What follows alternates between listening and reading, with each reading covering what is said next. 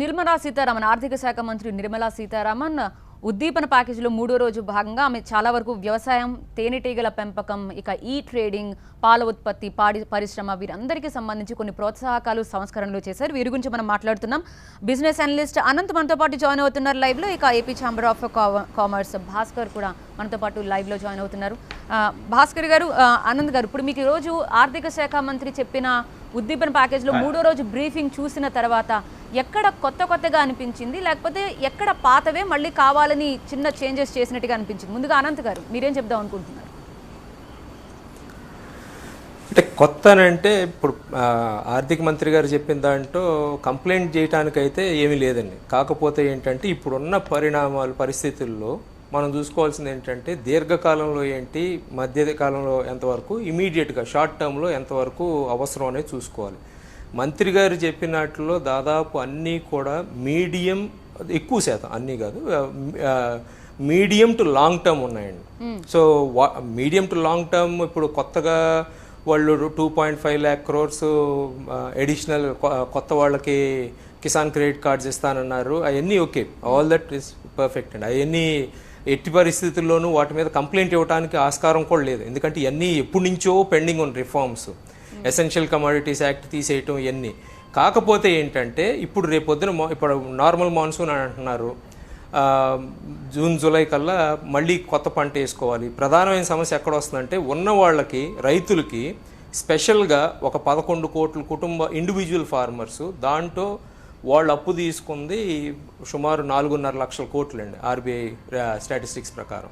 So ఈ 4.5 లక్షల కోట్లు ఇవాళ రైతులు తిరిగి కట్టగలరా లేదా? క్రాప్ లోన్స్ తీసుకున్నారు అంటే 4.5 లక్షల కోట్లు వీళ్ళు ఇన్ని ఫ్యామిలీస్ తీసుకున్నాయి కాబట్టి, ఇన్ని హౌస్ హోల్డ్స్ తీసుకున్నాయి కాబట్టి వాళ్ళు ఆ 4.5 లక్షల కోట్లు కట్టలేకపోతే నెక్స్ట్ సీజన్కి, రాబోయే సీజన్కి పంటకి వాళ్ళు ఎక్కడి నుంచి డబ్బులు తెచ్చుకుంటారు అనేది ప్రధానమైన సమస్య. దాని మీద మరి ముందు ఏమన్నా ఉంటుందేమో తెలియదు, కానీ అది ఇవాళ దాని మీద కొంచెం ప్యాకేజ్ లాగా ఇచ్చినట్టయితే రైతులకు కొంతవరకు టెన్షన్ ఏమి తగ్గేది. మార్కెట్ ఫెసిలిటీస్ మంచి పాయింట్ చెప్పారు నిజంగానే. ఇప్పుడు యాక్చువల్గా 4 రోజులు అని చెప్పారు, ఇప్పటికే 3 రోజులు వెళ్ళిపోయింది, ఇంకొక రోజు మిగిలింది. బహుశా రేపు దీనికి సంబంధించి కూడా ఆమె ఫినిష్ చేసేస్తారు. పాయింట్ ఏంటంటే లాంగ్ టర్మ్ మీరు ఏదైతే చెప్పారో ఎగ్జాక్ట్లీ అలాగే కనిపిస్తుంది. ఇప్పుడు రేపు ఎప్పుడు వస్తాయి, లేకపోతే రాబోయే నెల రోజుల్లో మాకేంటి అని ఎదురు చూస్తున్నారు చాలామంది. రెంటల్ బేస్డ్ కూడా కనీసం 3-4 సంవత్సరాలు పట్టే ఒక రెంటల్ బేస్డ్కి సంబంధించి వలస కూలీల విషయంలో ఇప్పుడే జరుగుతుంది అన్నట్టుగా ఒకటి ప్రకటించుకుంటూ వచ్చారు. ఇప్పుడైతే జరగదు, కనీసం 3-4 సంవత్సరాలు పడుతుంది, ఆ బిల్డింగ్ కన్స్ట్రక్షన్స్ కావచ్చు అవన్నీ కూడా అంటున్నారు. భాస్కర్ గారు, మీరు ఏమనుకుంటున్నారండి? ఇప్పట్లో అంటే 3 నెలల్లో కావచ్చు, 2 నెలల్లో కావచ్చు, అందే అవకాశం ఏ ప్రోత్సాహకానికి ఉందండి? చూస్తే అన్ని భవిష్యత్ తరాలకు సంబంధించి రాబోయే 1-2 సంవత్సరాలు మినిమం టైం పట్టేటట్టుగానే కనిపిస్తుంది. తక్కువ సమయంలో ఏది రీచ్ అవుతుందండి? అవునండి, ఇవాళ ఓవరాల్గా చూస్తే ఈవేళ నిర్మలా సీతారామన్ గారు అనౌన్స్ చేసిన ప్యాకేజీ గత 2 ప్యాకేజీల కన్నా ఈ వ్యవసాయ అనుబంధ రంగాలకి, ఫుడ్ ప్రాసెసింగ్ సంబంధించిన అనౌన్స్మెంట్స్ ఇవాళ చాలా ఆహ్వానించదగినవి. కారణం ఏంటంటే ఇది వ్యవసాయ రంగానికి ఎప్పటి నుంచో ఈ రిఫార్మ్స్ అనేది, ఈ ఎసెన్షియల్ కమోడిటీ యాక్ట్ కానీ, మార్కెటింగ్ అనేది, ఈ ఫార్మర్స్ ఈ మార్కెట్ మార్కెట్ యార్డ్ బంధాల్లోంచి బయటకు వచ్చి రైతులు అమ్ముకోవాలనేది ఎప్పటి నుంచో ఉన్న డిమాండ్. అలాగే ఫుడ్ ప్రాసెసింగ్ ఇండస్ట్రీ కూడా ఈవేళ చూస్తే మీరు ఇందాక నిర్మలా సీతారామన్ గారు చెప్పినట్టు చాలా కమోడిటీస్ లో మనం ఇంటర్నేషనల్ లెవెల్లోనే నెంబర్ 1 ప్రొడ్యూసర్గా ఉన్నాం. అలాగే ఆంధ్రప్రదేశ్ చూసినా చాలా కమోడిటీస్ కి సంబంధించి మనం number 1 or number 2 in India ఉన్నాం. కానీ అన్ఫార్చునేట్ గా దేశవ్యాప్తంగా కనుక చూస్తే వీళ్ళ ఫుడ్ ప్రాసెస్ చేసే లెవెల్స్ అన్ని 5 to 10% ఉన్నాయి. అదే డెవలప్డ్ కంట్రీస్ లో, అండర్ డెవలప్డ్ కంట్రీస్, మనలాగా డెవలపింగ్ కంట్రీస్ కనుక చూసుకుంటే అవి కూడా వాళ్ళ 50 నుంచి 60% క్రిస్టలైజ్డ్ అయ్యి మొత్తం మనం యూజ్ చేసుకునేటట్టుగా ఉండాలంటే ఎంత టైం పడుతుంది మినిమం? భాస్కర్ రావు గారు, మినిమం అంటే ఇవి కొత్త యూనిట్స్ పెట్టినప్పుడు అవన్నీ ఆపరేషన్స్ రావడానికి ఒక 1 year 1.5 year పడుతుంది. కానీ ఇవన్నీ ఏంటంటే ఫుడ్ ప్రాసెసింగ్ ఇండస్ట్రీ డెవలప్ అవడానికి దోహదం ఏర్పడుతుంది. దీంతో పాటు వాళ్ళు చేసిన అనౌన్స్మెంట్స్ తో పాటు ఇమ్మీడియట్ గా ఫుడ్ ప్రాసెసింగ్ ఇండస్ట్రీకి సంబంధించి ఏమైనా ఇంట్రెస్ట్ యొక్క సబ్వెన్షన్ కానీ, అలాగే పవర్ ఛార్జెస్ కి సంబంధించి ఒక యూనిఫామ్ నేషనల్ లెవెల్ పాలసీ తీసుకోవడం కానీ, ఇట్లాంటి కొన్ని కేటాయింపులు కనుక వాళ్ళు చేస్తుంటే చాలా బాగుండేది. అదర్వైజ్ ఏంటంటే రిఫార్మ్స్ గాను ఇప్పుడు capacity building very very important అండి. ఇవాళ వ్యవసాయ అనుబంధ రంగాలు కానీ దీనికి సంబంధించిన పరిశ్రమలు కానీ అభివృద్ధి అవ్వాలంటే మేము ఎప్పటి నుంచో టేకప్ చేస్తున్నాం. నెసరీ కోల్డ్ స్టోరేజెస్ కానీ, వేర్ హౌసెస్ కానీ, ఇట్లా సపోర్ట్ లాజిస్టిక్స్ కానీ ఇవన్నీ లేవు. కంటైనర్ డిపోస్ కానీ ఈవేళ ఆంధ్రప్రదేశ్ నుంచి విజయవాడ నుంచి కానీ, విశాఖపట్నం నుంచి కానీ ఈ పెరిషబుల్ ఐటమ్స్ ని ఎక్స్పోర్ట్ చేయాలంటే ఒక విశాఖపట్నంలో కొద్ది కెపాసిటీతో పెరిషబుల్ కి ఎక్స్పోర్ట్స్ కి పాసిబిలిటీ ఉంది. కానీ ఇట్లాంటి ఎన్నో గ్యాప్స్ ఉన్నాయి. ఈ 1 lakh crore ఈ కెపాసిటీ బిల్డింగ్ అనేది మాత్రం చాలా చాలా ఇంపార్టెంట్. ఇమ్మీడియట్ గా దానికి సంబంధించిన ప్రాజెక్ట్స్ కనుక చేస్తే ఎకానమీ కూడా బూస్ట్ అవుతుంది, దాంతో పాటు ఎంప్లాయ్మెంట్ కూడా జనరేట్ అవుతుంది.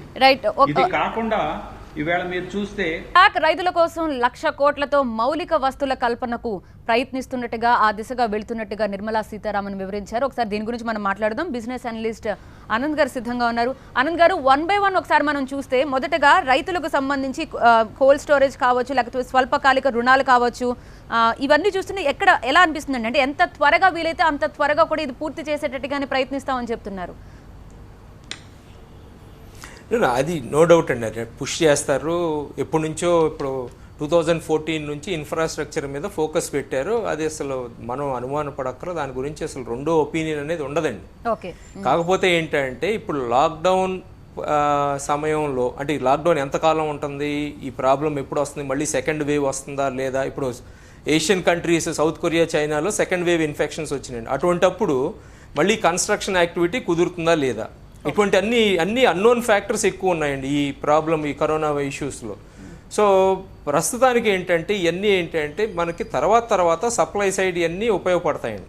అఫ్కోర్స్ ఎంప్లాయ్మెంట్ క్రియేట్ అవుతుంది. ఎంప్లాయ్మెంట్ ఎప్పుడు క్రియేట్ అవుతుంది? ప్రాజెక్ట్ మొదలైతే. ప్రాజెక్ట్ మొదలవ్వాలంటే అవన్నీ గవర్నమెంట్ ప్రాజెక్ట్స్ కాదు కదండి. ఇవన్నీ most of them at best PPP projects ఉంటాయి, లేదంటే ప్రైవేట్ సెక్టర్ ప్రాజెక్ట్స్ ఉంటాయి. ఇప్పుడు వచ్చిన ప్రాబ్లం ఏంటంటే ప్రైవేట్ సెక్టర్కి అసలు ఎంతమంది దగ్గర డబ్బులు ఉన్నాయి పెట్టుబడులు పెట్టడానికి, ఎంతమంది వస్తారు, ఇటువంటి అన్ని అన్రిజాల్వ్డ్ ఇష్యూస్ ఉన్నాయి. ఇప్పుడు ఫర్ ఎగ్జాంపుల్ ఒక పర్టికులర్ గ్రూప్, ఒక ఇండస్ట్రియల్ గ్రూప్ కనుక లేకపోతే ఒక బిజినెస్ గ్రూప్ కనుక కొత్త పెట్టుబడులు పెట్టాలంటే అది రేపొద్దున మొదలు పెడతారా, లేకపోతే 3 నెలల తర్వాత మొదలు పెడతారా, 6 నెలల తర్వాత మొదలు పెడతారా, లేకపోతే అసలు 2 ఏళ్ల దాకా మొదలు పెట్టరా అనేది మనకి ఈ వైరస్కి వచ్చే క్యూర్ని బట్టి ఆధారపడి ఉంటుంది. సో అవన్నీ అన్నోన్ ఫ్యాక్టర్స్. అవన్నీ జరిగే ఈలోపు నెక్స్ట్ పంటకి మార్కెటింగ్ ఫెసిలిటీస్ అయితే క్రియేట్ చేస్తారు, కరెక్టే. కానీ పంట పండించే కెపాసిటీ ఉండాలి కదా రైతుకి, లేకపోతే మళ్ళీ పావర్టీ లైన్లోకి వెళ్ళి మళ్ళీ అప్పులు బాధ. ఎందుకంటే ఇప్పుడు బ్యాంకులు కనుక క్రాప్ లోన్ రీషెడ్యూల్ చేయకపోతే ఒక ప్రాబ్లం వస్తుందండి. సో అసలు ప్రొడ్యూస్ చేసే పరిస్థితి లేదు. కరెక్ట్, సీతారామన్ గారు చెప్పింది ఏంటంటే, మినిస్టర్ గారు చెప్పింది వేర్ హౌసింగ్ ఫెసిలిటీస్ ఇవన్నీ కావాలి. ఇవాళ కనుక ఆ వేర్ హౌసింగ్ ఫెసిలిటీస్ ఉన్నట్టయితే చిత్తూరు ఇటు లేకపోతే వేరే జిల్లాల్లో ఈ టమాటా ప్రొడ్యూస్ చేసే వాళ్ళు ఎవరో కూడా 80 పైసలకి కిలో అమ్ముకునే పరిస్థితి ఉండదండి. కానీ ఈలోపు చేయాల్సి ఉన్నాయి. మరి ముందు వస్తాయని కోరుకుందాం మనం. ఇవాళే అనౌన్స్ చేసినట్టయితే అది రైతులకు బాగుండేది. లేదంటే ఇప్పుడు నెక్స్ట్ 1 month అంటే మాన్సూన్ కనుక మనకి June 15కి ఆంధ్ర, తెలంగాణ, లేకపోతే July 1st వచ్చినట్టయితే నెక్స్ట్ మంత్ అంతా కూడా డబుల్ వేటలో పడాలి. అంటే మొత్తం మళ్ళీ ఇన్ఫార్మల్ ఫైనాన్సర్లు, బయట వడ్డీ వ్యాపారస్తుల దగ్గరికి వెళ్ళాలి. మరి వాళ్ళు ఎంతవరకు సరఫరా చేయగలరు? ఇప్పుడు మనీ సప్లై షార్టేజ్ ఉంది జనాల దగ్గర. ఎందుకంటే మనీ సప్లై షార్టేజ్ అంటే బ్యాంకుల దగ్గర మనీ సప్లై షార్టేజ్ ఉందని నేను అంటలేదండి. బ్యాంకులు జనాలకు లెండింగ్ చేయాలి, వీళ్ళు జనాలు అది ఖర్చు పెట్టాలి, అప్పుడు వస్తుంది. సో డిమాండ్ సైడ్ ఈక్వేషన్ మాత్రం ఇంకా కొంత చేయాల్సింది ఉందని నేను అనుకుంటున్నాను. Exactly right. భాస్కర్ రావు గారు, మీరేమంటారని అంటే మన మత్స్య సంపద యోజన దగ్గరికి వచ్చేటప్పటికి రొయ్యల విషయంలో 11,000 కోట్లు అన్నారు, ఫిషింగ్ హార్బర్ విషయంలో 9,000 కోట్లు అన్నారు. బాగుంది నిజంగానే, అవన్నీ వింటుంటే బాగానే ఉంది. కానీ ఈ క్రైసిస్ టైంలో బయటకు వచ్చి ఎవరు పనులు చేయని ఈ టైంలో ఆచరణ సాధ్యంలో ఎలాంటి అడ్డంకులు ఫేస్ చేయాల్సి వస్తుంది? అంటే ఈ ఉద్దీపన ప్యాకేజెస్ ఎప్పుడు అనౌన్స్ చేసినా ఇమ్మీడియట్ రిలీఫ్స్ కోసం కొన్ని షార్ట్ టర్మ్, లాంగ్ టర్మ్ వాళ్ళ ప్రపంచవ్యాప్తంగా వస్తున్న అవకాశాలను ఎలా సద్వినియోగం చేసుకోవాలి, ఎలా రిఫార్మ్స్ ఇంట్రడ్యూస్ చేసేయాలనే ఉద్దేశంతో అన్ని ఆస్పెక్ట్స్ ని కలుపుకున్నట్టున్నారు.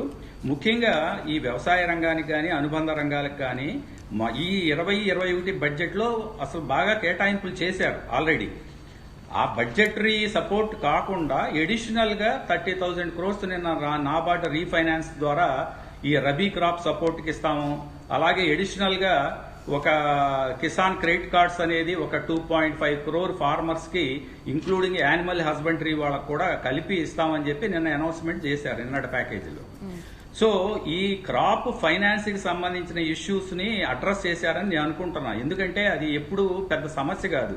ఈవేళ కూడా ఏంటంటే ఇవన్నీ కూడా ఈ 1 lakh crore కెపాసిటీ బిల్డింగ్ లో కూడా ఈ ఎఫ్పిఓస్ ని ముఖ్యంగా ఏంటంటే మన ఇండియాలో సమస్య అందరూ చిన్న రైతులు, స్మాల్ అండ్ మార్జినల్ ఫార్మర్స్, వీళ్ళందరినీ ఒక త్రాటి మీదకి తీసుకొచ్చి ఒక సూటబుల్ క్రాప్ గనక ఆ ఏరియాలో పండిస్తే వాళ్ళకి గిట్టుబాటు ధరలు దొరుకుతాయి. దానికి సంబంధించే గత 3-4 సంవత్సరాల నుంచి ఫార్మర్స్ ప్రొడ్యూస్ ఆర్గనైజేషన్స్ ని ఎంకరేజ్ చేస్తా ఉన్నారు, ఎఫ్పిఓస్ ని. సో ఈవేళ ఈ కెపాసిటీ బిల్డింగ్ లో ఎఫ్పిఓస్ ని, అలాగే ప్యాక్స్ ని, primary agricultural cooperative credit societies ని, అట్లాగే అదర్ అగ్రిగేటర్స్ ని, ఇవన్నీ పోస్ట్ హార్వెస్ట్ ప్రాబ్లమ్స్. ఎందుకంటే మనకు పండిన తర్వాత మనకి కన్స్యూమర్ దగ్గరికి వచ్చేపాటికే 20-30% ఫుడ్ వేస్టేజ్ జరుగుతూ ఉంది మన ఇండియాలో. ఈ వేస్టేజ్ ని ఒకటి మినిమైజ్ చేయొచ్చు. దీని ద్వారా ఎన్నో రకాల స్కీమ్స్ జరుగుతాయి. అలాగే మీరు యాక్వాకు సంబంధించిన ప్రశ్న అడిగారు. ఇంతకు ముందే ఈ బడ్జెటరీ సపోర్ట్ ద్వారా ఫైనాన్స్ బడ్జెట్ లో యాక్వా రంగానికి విపరీతమైన సపోర్ట్ ఇచ్చారు బడ్జెట్ లో.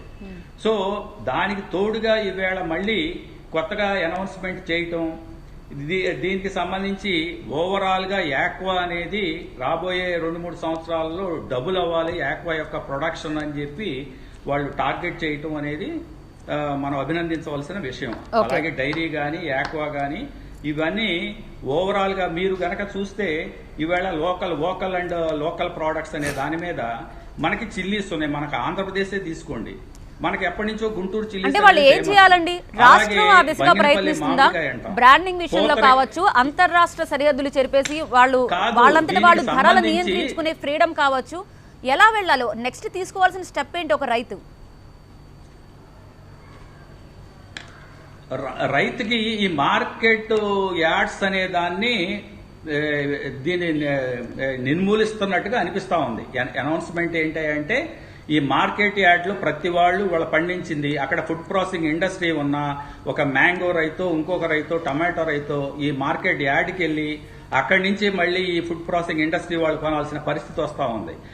సో ఈ మిడిల్ మ్యాన్ అనేది ఎలిమినేట్ చేస్తూ ఈ లోకల్ రిస్ట్రిక్షన్స్ అనేది లేకుండా ఎక్కడ మార్కెట్ ఉంటే అక్కడ రైతుకు అమ్ముకునే అవకాశం, మేబీ రేపటి నుంచి దానికి సంబంధించిన సపోర్ట్ స్ట్రక్చర్, ఒక national level agricultural market portal, ఇవన్నీ కూడా. ఎందుకంటే రైతు కూడా ఇన్ఫర్మేషన్ ఉండాలి, ఏ రాష్ట్రంలో ఎక్కడ మంచి ధర దొరుకుతుంది, ఎలా అమ్ముకోవచ్చు ఏమిటి అనేది.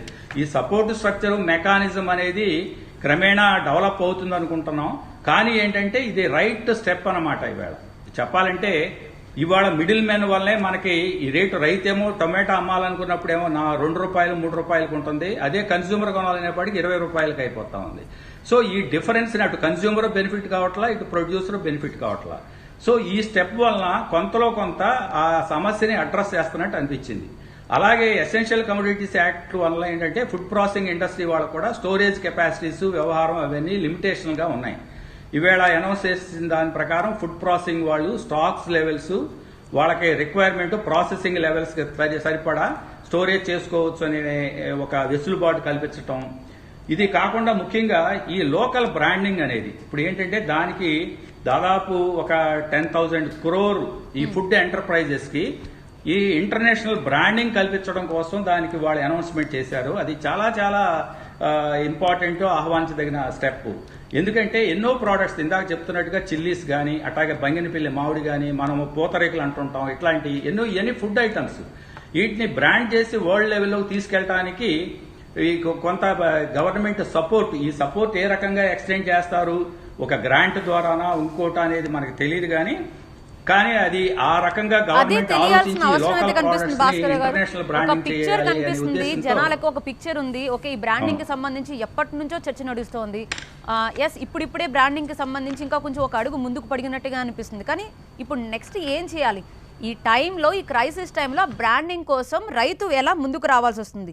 తమ ఉత్పత్తుల్ని పెద్ద వ్యాపారుల దగ్గర కావచ్చు, ఎగుమతుల రూపంలో కావచ్చు తీసుకువెళ్ళాలంటే ఎవరి నుంచి సపోర్ట్ కావాలి? అధికారులు ఏమైనా వాళ్ళ దగ్గరికి వెళ్ళి ఇన్ఫర్మేషన్ పాస్ చేస్తారా?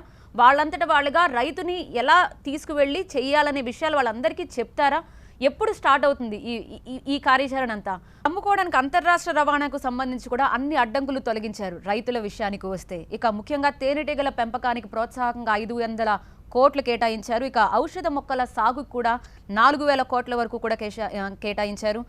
బిజినెస్ అనలిస్ట్ అనంతతో మనం మాట్లాడదాం. అనంత గారు, వర్క్ ఎప్పుడు మొదలవుతుందో అనిపిస్తుంది. పేపర్ల వరకు ఉంది, మైకుల వరకు వచ్చింది, ప్రచారం వరకు వచ్చింది. వర్క్ మొదలవడానికి ఎప్పుడు అవుతుందండి ఇవన్నీ కూడా? ఇప్పుడు తేనెటీగల విషయం, పెంపకం విషయానికి వస్తే ఎవరెవరికి లాభం?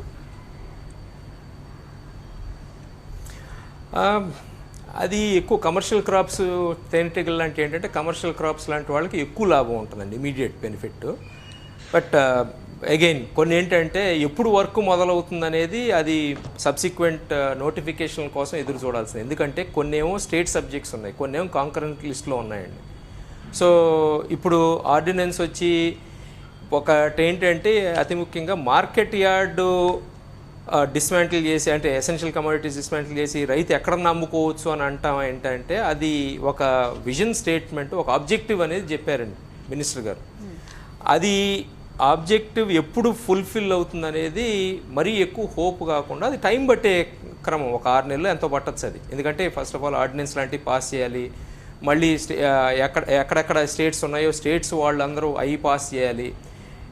సో ఇవన్నీ అంత రేపొద్దున నుంచి మొదలయ్యే యాక్టివిటీ అయితే కాదు. అది స్లోగా, స్టడీగా, అది మీడియం టర్మ్ యాక్టివిటీ అని పెట్టుకోండి. అంటే నెక్స్ట్ పంట వచ్చేటప్పుడు కల్లా అది మొదలవుతుంది. ఫర్ ఎగ్జాంపుల్ ఫిషరీస్ ఉందనుకోండి, అది కాంకరెంట్ లిస్ట్ అనుకుంటున్నాను. సో అంటే మరి సెంట్రల్ గవర్నమెంట్, స్టేట్ గవర్నమెంట్ ద్వారా సపోర్ట్ ఇస్తుందా, లేకపోతే ఎంపీడీ ద్వారా సపోర్ట్ ఇస్తుందా ఏంటనేది అది ఫైన్ ప్రింట్లో చూడాల్సి ఉంటుంది. బట్ ఎనీథింగ్ ప్రొడక్షన్కి సంబంధించి ఒకలాగా ఉంటుంది, ప్రొక్యూర్మెంట్ ఒకలాగా ఉంటుంది. కాబట్టి మనం అన్నీ కూడా ఏంటంటే ఇప్పుడు మెజర్స్ ఇమీడియట్గా పంట వేయటానికి ఏంటనే చూసుకోవాలి. పంట వేయటానికి వచ్చేటప్పుడు కల్లా వాళ్ళకి ఇన్పుట్స్కి, రైతులకి ఇన్పుట్స్ డబ్బులు కావాలి, అంటే లోన్స్. అట్లాగే ఈ ఫర్టిలైజరు, కెమికల్స్ ఇవన్నీ కావాల్సి వస్తుందండి, మందులు. ఈ సరఫరా చేయటానికి మరి sufficient amount of stock move అయి పెట్టుకుంటే మంచిది. లేదంటే ఏమవుతుందంటే మళ్ళీ ప్రతి సంవత్సరం లాగా రైతులు వచ్చి వాటి కోసం పెద్ద లైన్లు కట్టి లిక్కర్ షాపుల్లాగా అవుతుందన్నమాట. మళ్ళీ అంటే లిక్కర్ షాప్ దీనికి కంపారిజన్ కాదు, బట్ ఏంటంటే ఆ లైన్లు, ఆ జనాలు, తోసుకోటాలు మళ్ళీ కథ మొదలుకు వస్తుంది. సో అందుకని ఏంటంటే అవి ముందు ప్లాన్ చేసి పెట్టుకున్నారా, వాటన్నిటి సంగతి ఆ ఇన్పుట్స్ ఎట్టా ఇస్తారు. ఇప్పుడు కొన్ని ప్రాంతాల్లో ఇప్పుడు టొమాటో ఫార్మర్స్ ఉన్నారు, అందరూ చెప్తున్నారు టొమాటో ఫార్మర్స్ దెబ్బతిన్నారని. మరి వాళ్ళకి నెక్స్ట్ క్రాప్కి ఏం చేయాలి, ఎటువంటి ఇన్పుట్స్ ఇస్తారు అంటే కైండ్లో ఇస్తారా, క్యాష్ ట్రాన్స్ఫర్స్ ఇస్తారా, స్టేట్ గవర్నమెంట్ ఇస్తుందా, రైతు భరోసా ఇస్తున్నారండి, పిఎం కిసాన్ ఇచ్చారు. నా ఉద్దేశం ఏంటంటే ఇప్పుడున్న పరిస్థితుల్లో ఆ పిఎం కిసాన్ లాంటి అన్నీ ముందే ఫ్రంట్ లోడ్ చేసేసి ఇచ్చేసినట్టయితే, లేకపోతే రేపు పంట వచ్చే సమయానికి, ఇప్పుడే అంటే నేను చెప్పేది పంట వచ్చే సమయానికల్లా రైతుల అకౌంట్లో జమ చేసినట్టయితే, ఇంకా అడిషనల్గా దానికి పెంచినట్టయితే అదే అడిషనల్ ఫండింగ్ లాగా ఉండేదండి. అంటే ఇప్పుడు క్రెడిట్ డిఫికల్టీస్ అయితే ప్రతి రైతుకి ఉంటాయి. కోవిడ్-19 కావచ్చు, లాక్డౌన్ టైంలో కావచ్చు, ఇప్పటికిప్పుడు నష్టపోయిన వాళ్ళు ఏం చేయాలి అనేది మాత్రం ఇంకా క్వశ్చన్ మార్క్ గానే ఉంది. ఔషధ మొక్కలకు సంబంధించి 4,000 కోట్లు అన్నారు, కానీ దానికోసం కొన్ని హెక్టార్లలో మళ్ళీ దాని సాగు ఇదంతా మళ్ళీ కొత్త ప్రక్రియ. అదెంత వరకు సక్సెస్ అవుతుంది అనుకుంటున్నారు ఇప్పటికిప్పుడు? ఎగ్జాక్ట్లీ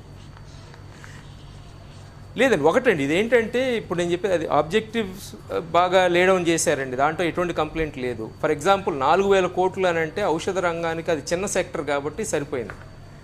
అదే కనుక మీరు వరో లేకపోతే వీటో లేకపోతే ఇంకో పంటో తీసుకున్నట్టయితే ఆ చిన్న అమౌంట్లు సరిపోవు రైతుకి. ఎందుకంటే సబ్స్టాన్షియల్ అమౌంట్ ఉంటుంది, ఎక్స్పెండిచర్ అంతా కూడా ఇనీషియల్గా పెట్టుబడి పెట్టాల్సిన అవసరం ఉంటుంది చాలా వరకు. అంతా కాదు, కొంత పార్ట్ అనేది రైతు ఇమీడియట్గా పెట్టుబడి పెట్టాలి. ఆ పెట్టుబడి ఎక్కడి నుంచి వస్తుంది అనేది అది మోస్ట్ ఇంపార్టెంట్. సో నేను అనేది ఏంటంటే ఇప్పుడు షార్ట్ టర్మ్ మెజర్స్తో పాటు నెక్స్ట్ ఇమీడియట్ యాక్టివిటీ మొదలైనప్పుడు ఏమేమి ఉంటాయి అనేది చూసుకోవాల్సిన పరిస్థితి అయితే ఉంది. రైట్. లాంగ్ టర్మ్ గురించి ఎవరు మాట్లాడలేదండి. Long term all that is there, అవి ఉంటాయండి. సో అది ఏమన్నా మరి అడిషనల్గా తర్వాత అనౌన్స్ చేస్తారా ఏంటనేది చూడాలి. రైట్. భాస్కర్ ఫైనాన్స్ గారు, మినిస్టర్ గారు అదే వెయిట్ అనౌన్స్ చేయాలా అండి? చేసి నెక్స్ట్ ఫర్దర్ గైడ్ లైన్స్ కోసం ఏమైనా వెయిట్ చేయాలా? బికాస్ ఇప్పటికిప్పుడు బ్యాంకులను సంప్రదించాలా వీళ్ళ క్రాప్ వేయాలంటే? ఇప్పుడు నెక్స్ట్ నిజంగానే ఇప్పుడు టమాటా రైతు నష్టపోయిన తర్వాత ఇప్పుడు అతను వేసుకోవాల్సిన పంటకు సంబంధించి బ్యాంక్ వాళ్ళ దగ్గరికి వెళ్ళాలా, అక్కడ లోన్ అప్లై చేయాలా, వాళ్ళు ఇస్తారా? బికాస్ ఫస్ట్ అతను కావాల్సింది అదే. అంటే ఈ క్రాప్ లోన్స్ కి సంబంధించి రొటీన్ ప్రాసెస్ అండి. ఇప్పుడు ముఖ్యంగా ఏంటంటే గవర్నమెంట్ తీసుకోవాల్సిన ప్యారలల్ స్టెప్ ఏంటంటే పండిన పంటలకి ఈ ప్రొక్యూర్మెంట్ చేయటం, వాళ్ళకి డబ్బులు అందేటట్టు చేయటం. ఇప్పుడు ఎందుకంటే ఈ సంవత్సరం అదృష్టం కొద్దీ వ్యవసాయ రంగం మొత్తం దేశవ్యాప్తంగా పంటలు బాగా పండినాయి. కానీ పండిన ఈ కోవిడ్ కారణంగా కొన్ని చోట్ల ఉత్పత్తుల్ని మార్కెట్ చేసుకోలేకపోవటం, ఇట్లాంటి నష్టాలు జరిగినాయి బాగా రైతులకి. వీటిని గవర్నమెంట్ కాస్త దాని మీద వెంటనే సపోర్ట్ స్ట్రక్చర్ పెట్టి ఈ ఎక్కడైతే ఇండస్ట్రీనో ఇంకొకళ్ళు ఆ మార్కెట్ ఉత్పత్తులు చేయలేనప్పుడు ఫార్మర్స్ కి సపోర్టివ్ గా కనీసం ఆ ఉత్పత్తుల్ని కొని వాళ్ళకి పేమెంట్స్ కనుక జరిగితే ఈ సైకిల్ అనేది స్టార్ట్ అవుతుంది. రెండోది ఏంటంటే అగ్రికల్చరల్ క్రాప్ లోన్స్ కి సంబంధించి ఎప్పుడు ఇష్యూ లేదు. వాళ్ళు ఏంటంటే పాత లోన్ ఏమో కాస్త ఎక్స్టెన్షన్ చేశారు మోరటోరియం లాగా, అట్లాగే ఇంట్రెస్ట్ సబ్వెన్షన్ దానికి ఉన్నదానికి కూడా క్రాప్ లోన్స్ కి మళ్ళీ దాన్ని ఎక్స్టెండ్ చేస్తామని చెప్పారు నిన్న. దీంతో పాటు నాబార్డ్ అనేది ఎప్పటికప్పుడు రీఫైనాన్స్ చేస్తా ఉంటుంది. కాబట్టి నేను రైతులకు సంబంధించిన క్రాప్ లోన్స్ కి సంబంధించింది పెద్ద ఇష్యూ అని అనుకోవటం లేదు. మరి ఈ ట్రేడింగ్ సో ఏంటండి? ఈ ట్రేడింగ్ ముఖ్యంగా వాళ్ళు ఏంటంటే ఎంతవరకు ఇప్పుడు ఉన్న ప్రొడ్యూస్ ఉత్పత్తులకి వాళ్ళు రైతులకు ఎంతవరకు లబ్ధి చేకూరుతుంది?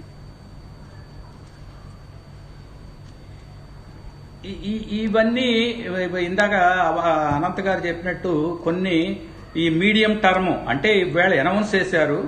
ఈ అనౌన్స్ చేసింది ఏంటంటే ఈ చర్యలన్నీ అమలులోకి రావడానికి వాటికి టైం పడుతుంది. మళ్ళీ మీరు నెక్స్ట్ సీజన్ నెక్స్ట్ పంట వచ్చే టయానికి కార్యాచరణ కొంతవరకన్నా దీన్ని అమలు చేయడానికి అవకాశం ఉంటుంది.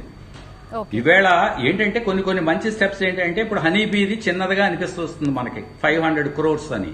కానీ ఈ మధ్య మీడియాలో నేను రిపోర్ట్ చేస్తా, సౌరాష్ట్ర కొన్ని ప్రదేశాల్లో ఈ పాలినేషన్ అనేది జరగకపోవటం వలన అక్కడ అసలు ఈళ్లే రావట్లేదంట.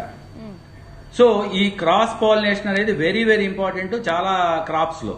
సో ఈ హనీబీ కల్టివేషన్ వల్ల హనీ ఉత్పత్తి కాదండి, ముఖ్యంగా అక్కడ క్రాప్ ప్రొడక్షన్ అనేది చాలా ఇంపార్టెంట్. సో దాన్ని కూడా దృష్టిలో పెట్టుకుని, అలాగే ప్రపంచ మార్కెట్ లో మనకి ఏ ఉత్పత్తులకి డిమాండ్ ఉంటుంది, వాళ్ళ హెర్బల్ మెడిసినల్ ప్లాంట్స్ కి చాలా డిమాండ్ ఉంది. దానికి సంబంధించి కొంత ఫోకస్ పెట్టి ఆల్రెడీ 2.25 lakhs హెర్బల్ కల్టివేషన్ జరుగుతూ ఉంది హెక్టేర్స్. దీన్ని 10 lakh hectares కి తీసుకెళ్లాలనే ఉద్దేశంతో అనౌన్స్మెంట్స్. ఈ అనౌన్స్మెంట్స్ అన్నింటినీ స్వాగతిస్తూ ఈవేళ ఏంటంటే నేను మెయిన్ గా ఈ ఇండస్ట్రీ తరపున కాబట్టి రిప్రజెంటేటివ్ గా Andhra Pradesh chamber of commerce and industry federation, అందులో ఈ ఫుడ్ ప్రాసెసింగ్ సెక్టార్ ఒక అనుబంధ సంస్థ.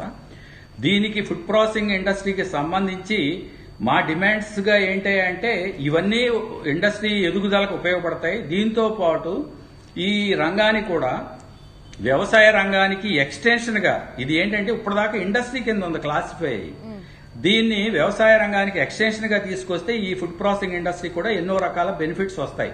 దాంట్లో ఈ పవర్ సబ్సిడీస్ గానీ ఇంకోటి గానీ రకరకాల ఈ ఫుడ్ ప్రాసెసింగ్ ఇండస్ట్రీకి అమలు చేయడానికి ఆస్కారం ఉంటుంది. అందువల్ల ఇది ఒక డిమాండ్ ఎప్పటి నుంచో ఇంతకుముందు మనం మాట్లాడడం తేనెటీగల పెంపకం ప్రోత్సాహం కావచ్చు, ఔషధ మొక్కల సాగుకు సంబంధించి ఇదేం చిన్న విషయం కాదని, రాబోయే రోజుల్లో వీటికి మరింత ఫ్యూచర్ ఉంటుందని ఏపీ ఛాంబర్ ఆఫ్ కామర్స్ కు సంబంధించి భాస్కర్ రావు గారు చెప్తున్నారు. భాస్కర్ గారు చెప్పండి. ఇప్పుడు ముఖ్యంగా ఏంటంటే ఈ ఫుడ్ ప్రాసెసింగ్ ఇండస్ట్రీతో లింకేజ్ అనే దానికి ఈ ఎఫ్పిఓస్ ఒకటి ఉపయోగపడతాయి. అలాగే వాళ్ళ ఆపరేషనల్ గ్రీన్ అనేది ఒకటి ఇంతకు ముందే అనౌన్స్ చేశారు పైలట్ ప్రాజెక్ట్ గా. ఈ ఆనియన్, టొమాటో, తర్వాత పొటాటో, ఇట్లా 3 ప్రోడక్ట్స్ కి దేశవ్యాప్తంగా ఒక 10-12 జిల్లాలను ఐడెంటిఫై చేసి, మన రాష్ట్రంలో కూడా చిత్తూరు జిల్లాను ఐడెంటిఫై చేసి టొమాటోకి ఇది ఆపరేషనల్ గ్రీన్ గా మొత్తం ఆ డిస్ట్రిక్ట్ లో ఈ ఆనియన్ ని ఏ రకంగా ఈ కల్టివేషన్ పెంచాలి, ఏ రకంగా ఈల్డ్ ప్రొడక్టివిటీని పెంచాలి, ఎలా ఇండస్ట్రీస్ తో అనుబంధం చేయాలి, అక్కడ ఏ రకమైన ఫుడ్ ప్రాసెసింగ్ యూనిట్స్ రావాలనే దాని మీద ఒక పైలట్ ప్రాజెక్ట్ గా జరుగుతూ ఉంది. దాన్ని వేళ ఎక్స్పాండ్ చేస్తాము, అలాగే ఎక్స్టెండ్ చేస్తాము వేరియస్ అదర్ ప్రోడక్ట్స్ కూడా అన్న అప్రోచ్ చాలా మంచి ఉద్దేశంతో చేసింది. ముఖ్యంగా ఏంటంటే ఈ ఫుడ్ ప్రాసెసింగ్ ఇండస్ట్రీ సర్వైవ్ అవ్వాలంటే క్లస్టర్ బేస్డ్. వాళ్ళ యాక్వా ఉందనుకోండి మన ఆంధ్రాలో, entire west Godavari, east Godavari జిల్లాలో సర్టెన్ మండల్స్ మొత్తం యాక్వా కింద ఉన్నాయి. అక్కడ ప్రాసెసింగ్ ఇండస్ట్రీ దాంతో పాటు డెవలప్ అవడానికి ఆస్కారం ఏర్పడింది. అలాగే వాళ్ళ చిత్తూరులో మ్యాంగో పల్ప్ ఇండస్ట్రీ విపరీతంగా డెవలప్ అయింది. ఇదంతా ఏంటంటే ఒక క్లస్టర్స్ గా ఐడెంటిఫై చేసి ఆ క్లస్టర్స్ లో ఏ రకమైన క్రాపు, ఏ రకంగా ప్రొడక్టివిటీ వస్తుంది, ఎలా దీనికి సంబంధించే మార్కెట్ కానీ ఇంకోటి కానీ ఇండస్ట్రీని అనుబంధం చేయటం, అన్ని స్టేక్ హోల్డర్స్ తో కలిపి ఒక కమిటీని వేసి ఆ ఏరియాని డెవలప్ చేస్తూ దాని ఉత్పత్తులను కూడా ఈ అనుసంధానం చేసి, దీంతో పాటు సంస్థలు లాంటి ఎపెడా కానీ లేకపోతే ఎంపెడా కానీ ఇట్లాంటి సంస్థలను కూడా ఈ అనుసంధానం చేస్తే ఈ ఫుడ్ ప్రాసెసింగ్ ఇండస్ట్రీ అభివృద్ధి అవడానికి, అలాగే రైతులకు కూడా దానికి సరైన మార్కెట్ రేట్ రావడానికి ఆస్కారం ఉంటుంది. ఓకే, ఆనంద్ గారు ఇప్పుడు ఇవన్నీ చూసిన తర్వాత ఏది ఎక్కువగా టార్గెట్ చేసినట్టుగా అనిపిస్తోందండి? అంటే అందరూ ఎవరికి వాళ్ళకి అకౌంట్లో డబ్బులు వచ్చేస్తాయి, ఎవరికి వాళ్ళు జేబుల్లో పెట్టుకోవచ్చు అనుకున్నారు, కానీ యాక్చువల్గా అలా జరగట్లేదు. అంటే లిక్విడిటీని పెంచడమే టార్గెట్గా ఇదంతా జరుగుతోందా? మనకే మధ్య లిక్విడిటీని పెంచడమే టార్గెట్గా కనిపిస్తోందా? అంటే మెయిన్ ఎక్కువ ఫోకస్ ఎక్కడుందంటే అండి కమర్షియల్ సెక్టర్స్, ఎందుకంటే వాళ్ళు క్యాపిటల్ ఇంటెన్సివ్ సెక్టర్స్ మీద ఎక్కువ ఫోకస్ పెట్టారు. ఇప్పుడు ఫర్ ఎగ్జాంపుల్ ఫిషరీస్ ఉంది, ఫిషరీస్కి 20,000 crores అంటే చాలా సబ్స్టాన్షియల్, దాంట్లో రొయ్యల రైతులకే ఇచ్చారు. అగ్రికల్చరల్ ఎక్స్పోర్ట్స్ సుమారు ఫిషరీస్ వచ్చేటప్పటికి 45,000 crores ఎంతో ఉందండి. వాళ్ళకు ఒక సమస్య ఎక్కడ వస్తుందంటే, సపోజ్ రేపొద్దున ఎక్స్పోర్ట్స్ ఉన్నవాళ్ళు కనుక కాంట్రాక్ట్ మీట్ అవ్వకపోతే మళ్ళీ ఆ లిటిగేషన్ ఇటువంటి ప్రాబ్లమ్స్ రాకుండా, ఎందుకంటే జనరల్గా ఈ ఎక్స్పోర్ట్ అనేది దీర్ఘకాలమైన కాంట్రాక్ట్స్లో ఉంటాయి. సో అటువంటి సెక్టర్స్లో ప్రొటెక్ట్ చేయాలని చూశారు. సెకండ్ ఏంటంటే పెటీ కమోడిటీ ప్రొడక్షన్ అంటామండి. అంటే ఇప్పుడు చాలా రైతు కుటుంబాలకి ఈ యానిమల్ హస్బెండరీ లేకపోతే లైఫ్ స్టాక్ ఉంటుంది, అటువంటి వాటిల్లో ఎక్కువ ఫోకస్ పెట్టారు. So welcome focus, no doubt about it. ఎందుకంటే అది కూడా ఎంతో కొంత ఇన్కమ్ ఇస్తూ ఉంటుంది కాబట్టి, అంటే సామాన్య రైతు కుటుంబానికి ఈ అడిషనల్ ఇన్కమ్స్ అనేది పోకుండా ఉండటానికి చూశారు. అట్లాగే commercial crops related commercial segments వాటిల్లో కూడా ఫోకస్ ఎక్కువ పెట్టి చేశారండి. అవన్నీ కూడా లాంగ్ టర్మ్ మీద బాగుంటాయండి, మీడియం టర్మ్ లాంగ్ టర్మ్ మీద. సో లార్జర్ సెక్టర్కి ఏంటి మరి తర్వాత వస్తాయని వేచి చూద్దాం మనం. ఈ ప్యాడీ ఒకటి, వీట్ ఒకటి ఎక్కువ శాతం ఉత్పత్తి చేసేది అవి ఉంటాయండి చాలా ప్రాంతాల్లో. అట్లాగే షుగర్ కేన్, వాటికి మరి తర్వాత వస్తాయని మనం కోరుకుందాం. షుగర్ సీజన్ అయితే దాదాపు అయిపోయింది కాబట్టి పర్వాలేదండి. నెక్స్ట్ ఇమీడియట్ సీజన్లో రాబోయేవి వాళ్ళు వాటిల్లో కూడా ఏంటంటే రైతు కుటుంబాలకి మెయిన్ క్రాప్ ఎట్టా ఉన్నా కాకపోయినా ancillary activities, agriculture allied activities మీద ఎక్కువ కాన్సన్ట్రేట్ చేశారండి. ఓకే అండి. సో కమర్షియల్గా కావచ్చు, పెటీ కమోడిటీస్ కావచ్చు, అంటే లాంగ్ టర్మ్ పర్పస్ ఎక్కువగా ఫోకస్ పెట్టారు, ఆ రకంగా వృద్ధి చెందొచ్చని ఫోకస్ పెట్టారు. పెటీ కమోడిటీస్ లాంటివి అని ఇది ఇమీడియట్ నుంచి వస్తుందండి. పెటీ కమోడిటీ అనేది ఇన్కమ్ జనరేటింగ్ ఇమీడియట్గా వస్తుంది. ఫర్ ఎగ్జాంపుల్ ఇప్పుడు ఒక రైతు కుటుంబం గేదో ఆవో పెట్టుకున్నారు అనుకోండి, దాని మీద వచ్చే ఆదాయం మీద ఎక్కువ ఫోకస్ పెట్టారు. అంటే ఇప్పుడు డిజీజ్ రాకుండా ఉండడానికి అవన్నీ వెల్కమ్ మెజర్స్ అయ్యి. Okay, licence. సో ఆ వెల్కమ్ మెజర్స్తో పాటు చెప్పండి అటువంటి మెజర్స్తో పాటు మెయిన్ క్రాప్స్ మీద కూడా ఇప్పుడు ఏంటంటే ఈ కమర్షియల్ క్రాప్స్ కొన్నిటి మీద పెట్టినాయి. ఎందుకంటే మనకి వాటి గుర్తుంచుకోవాల్సింది ఏంటంటే కేవలం ఒక 22 పంటలకో ఎన్నిటికో మనకి ప్రొక్యూర్మెంట్ పాలసీస్ ఉన్నాయి, మిగిలిన పంటలు 8కి లేవండి. సో ఈ 22 పంటలు అంటే ఎక్కువ శాతం ఈ 22 పంటల మీద ఉత్పత్తి చేస్తూ ఉంటారు కాబట్టి ఆ 22 పంటల మీద ఫోకస్ పెట్టాల్సింది అయితే ఉందండి ఇప్పుడు నెక్స్ట్. కాకపోతే ఏంటంటే ఇచ్చిన ప్యాకేజీ మీద అందరూ మీరు ఇందాక అన్నట్టుగా డబ్బులు వెంటనే చేతుల్లోకి రావటం అవన్నీ జరగాలంటే పిఎం కిసాన్ లాంటివి లేదంటే రైతు భరోసా ప్రోగ్రామ్స్ ఏదైతే ఉన్నాయో వాటికి పెంచుకుంటూ వెళ్తే తప్ప అదర్వైజ్ ఇమీడియట్గా వచ్చి బ్యాంకులో పడే అవకాశం అయితే లేదండి. సో అక్కడ కొంచెం ఎక్స్పెక్టేషన్ తగ్గించుకోవాల్సింది ఉంటుంది అనమాట జనాలకి, ప్రజలకి. ప్రొడక్షన్ పాయింట్ ఆఫ్ వ్యూ ఒక రైతుకి ఒక ఫ్రీడమ్ ఇచ్చారు, అంటే ధరల నియంత్రణ ఏదైతే ఉందో దానికి సంబంధించి కూడా తనంతట తానుగా నిర్ధారించుకోవచ్చు అన్న టైప్లో ఒకటి చెప్పారు. కాబట్టి ఏం చేయాల్సి వస్తుందండి రైతు? కాదండి, రైతు అది ఇన్ ప్రిన్సిపల్ చాలా బాగుంటుందండి. అది వాడుకోగలిగిన రైతులు మీకు ప్రాబబ్లీ ఒక 20% ఉంటారేమోనండి. ఎందుకంటే ఇప్పుడు చాలా చోట్ల వ్యవసాయం అనేది కొంచెం కాంప్లెక్స్గా ఉంది. ఇప్పుడు మనం ఏజెంట్లు దళారులు అని మనం ఏదైతే అంటామో వాళ్ళు ఉండకుండా ఉంటే బాగుంటుంది. ఉండకుండా ఉండటం అనేది మనకి థియరిటికల్గా బాగుంటుందండి. కాకపోతే ఏంటంటే ప్రాక్టికల్ రియాలిటీలో ఈ రైతులకి వాళ్ళు ఒక కైండ్ ఆఫ్ సర్వీస్ ప్రొవైడ్ చేస్తున్నారు. సో ఇప్పుడు రైతు ఎక్కడ పడితే అక్కడ అమ్ముకోవచ్చు అనగానే ఇప్పుడు ఫర్ ఎగ్జాంపుల్ మహబూబ్ నగర్ లేకపోతే ఆదిలాబాద్ లేకపోతే చిత్తూరులో ఉన్న రైతు తీసుకొచ్చి ఇంకొక పెద్ద పట్టణంలో అమ్ముకోవటం అనేది అది సులభమైన పని కాదు. అది చాలా పెద్ద మొత్తాన్ని ఉత్పత్తి చేస్తే చేయాలి, లేదా ఒక ఆర్గనైజేషన్ సపోర్ట్ చేయాలి, కోఆపరేటివ్ కానీ లేకపోతే ఫార్మర్ ప్రొడ్యూసర్ ఆర్గనైజేషన్స్ కానీ ఇవి సపోర్ట్ చేస్తే తప్ప అది జరగదు. సో అది వ్యక్తిగతంగా వ్యక్తికి కుటుంబాలు చిన్న చిన్న సన్నకారు రైతులు అవన్నీ వాళ్ళెవరికి ఉపయోగపడదు. ఇన్ఫ్యాక్ట్ రైతులు దాని మీద చాలా జాగ్రత్త పడాలండి. ఎందుకంటే నెక్స్ట్ ఏమవుతుందంటే అగ్రికల్చరల్ కాంట్రాక్ట్స్ వస్తాయండి. ఇప్పుడు కాంట్రాక్ట్ సిస్టమ్, కాంట్రాక్ట్ యాక్ట్ కింద కాంట్రాక్ట్లు సైన్ చేసుకుంటారు. అది ఎడాపెడ కాంట్రాక్ట్ సైన్ చేస్తే రైతు ఇబ్బంది పడతాడు. సో అందుకని ఏంటంటే అది ఆచితూచి అడిగేయాల్సిన అంశం. వ్యాపారస్తులకి లేకపోతే ప్రొక్యూర్మెంట్కి ఎక్కువ చేసుకుని గవర్నమెంట్ కనుక వాళ్ళు ఏమన్నా కాంట్రాక్ట్లో మేము జాగ్రత్తగా ఉంటాం, మేము ఆ కాంట్రాక్ట్స్ అన్ని చదివి మీకు మంచి చెడులు ఎక్స్ప్లెయిన్ చేస్తామని అట్టా ఏమన్నా చేస్తే బాగుంటుందండి. లేకపోతే ఏమవుతుందనంటే ప్రైవేట్ పార్టీస్కి రైతులకి ప్రాబ్లమ్స్ రాకుండా చూసుకోవాల్సిన బాధ్యత గవర్నమెంట్స్కి ఉంటుందండి. Right, thank you so much Anant గారు. అదేవిధంగా భాస్కర్ రావు గారు మాతో పాటు డిస్కషన్లో పార్టిసిపేట్ చేసినందుకు. మొత్తం మీద వ్యవసాయ అనుబంధ పరిశ్రమలకు స్వల్పకాలిక రుణాలు, ప్రోత్సాహకాలు, అదేవిధంగా సంస్కరణలతో ఈరోజు finance minister Nirmala Sitharaman speech కొనసాగింది. ఇక రేపు ఎలా ఉండబోతుంది? మనం హోటల్స్ అనుకున్నాం, విమానయాన రంగం అనుకున్నాం. సో చూద్దాం రేపు ఎలాంటి ప్రోత్సాహకాలు అందిస్తారో. చూస్తూనే ఉండండి టీవీ9.